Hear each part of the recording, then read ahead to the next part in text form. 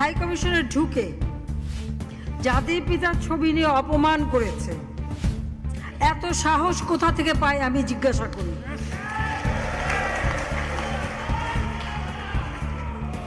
আমি জানি না আমাদের হাই কমিশনার এখন কারা বসেছিল এবং তারা সেখানে কিছুই করতে পারলো না কেন, সেটাও বড় প্রশ্ন।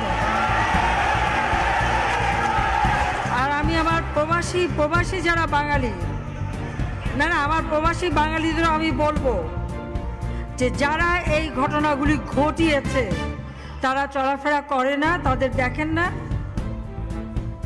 যে হাত দিয়ে জাতির পিতার ওই ছবি নিয়ে তারা ভেঙেছে, তাদের যা উপযুক্ত করা উচিত সেটা করতে হবে। কারণ জাতির পিতার নাম মুছে ফেলার চেষ্টা করা হয়েছিল, তো তারিখ যেহেতু দূরের কথা, ওর বাপ তো চেষ্টা করেছিল এই নাম মুছতে, ওর বাপও চেষ্টা করেছে, মাও চেষ্টা করেছে। তারা কি পেয়েছে নাম মুছতে? পারে নাই। ইতিহাস কখনো কেউ চাপা দিতে পারে না। আর জাতির পিতা তার 7 মার্চে ভাষণে বলে গেছে যে বাঙালিকে কেউ দাবায় রাখতে পারবে না, পারে নাই দাবায় রাখতে।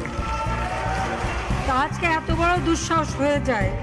হ্যাঁ, আমি প্রধানমন্ত্রী এসে আমারটা যা করুক ওটা আমি কিছু মনে করি না, কিন্তু যিনি আমাদের জাতির পিতা, যার আইন আছে, সেখানে হাত দেবে এত সাহস কোত্থেকে পেল?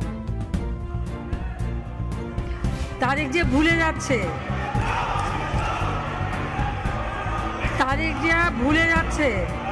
যে তার মা দুর্নীতি করে জেলে গেছে।